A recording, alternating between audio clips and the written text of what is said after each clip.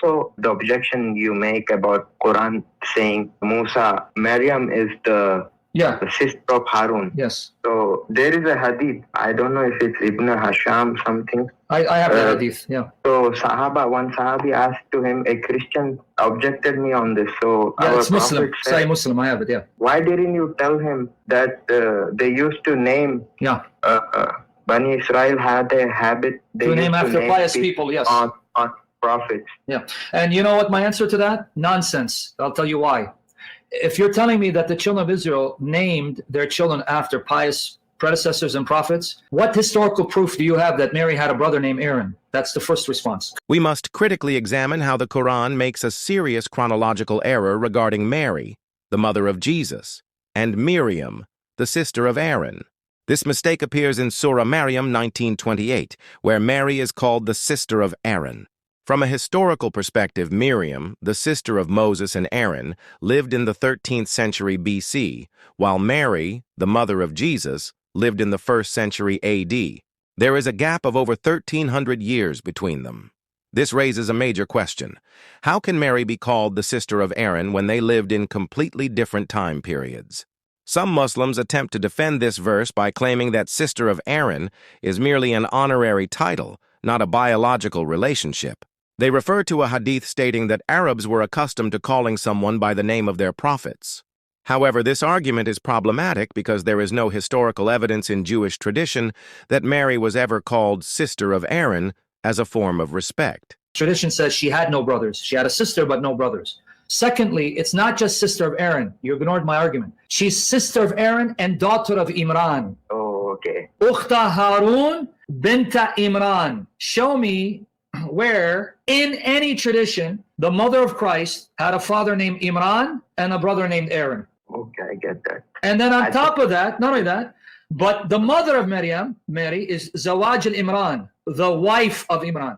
Show me any tradition before Islam, where it says Jesus' mother, daughter of Imran, has a brother named Aaron, and her mother is the wife of Imran. Yeah. I know the hadith. I already responded to it. I've written articles responding to it, and I did a session refuting Shibr Ali. That's a desperate explanation to say, well, yeah, they used to name their children after the pious predecessors and the prophets. Okay, that's true. I named my daughter Zipporah. Zipporah is the name of the wife of Moses. Of course, that doesn't mean Zipporah is the wife of Moses. That's not the argument. In the Quran, Jesus' mother is sister of Aaron, daughter of Imran, and her mother is the wife of Imran. She didn't have a brother named Imran.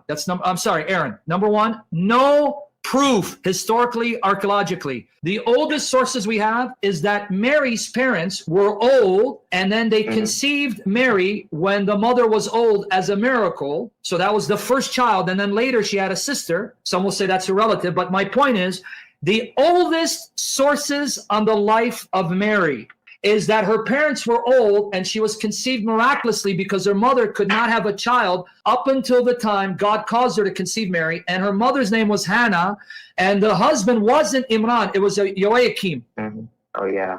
And then on top of that, she had no brother. So why is she called the sister of Aaron and the daughter of Imran? Because her character was very good, so they named her after that prophet Aaron. Oh, so you mean instead of Moses, Aaron. So you mean Aaron was the prophet that was so good that they named her sister of Aaron, but not Moses. That makes sense. Why not sister of Moses then? I don't know.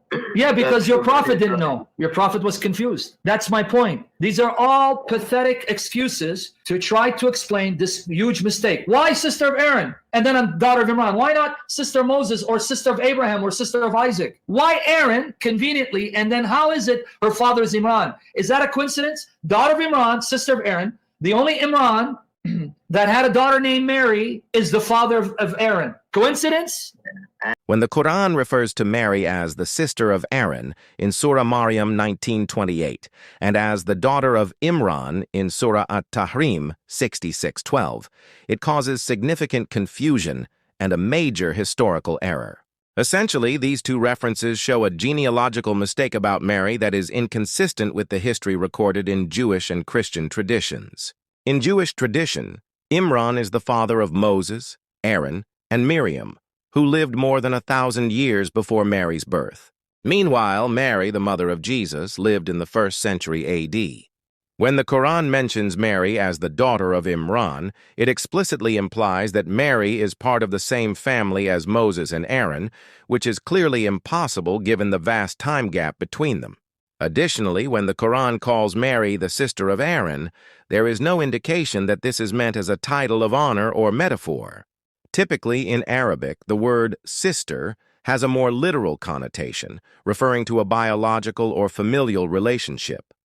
The phrase in the verse that mentions, "Your father was not an evil man, nor was your mother unchaste," suggests that this is a more concrete genealogical statement. If Muhammad intended to use this term in a broader sense, there should have been further clarification in the text or supporting hadiths.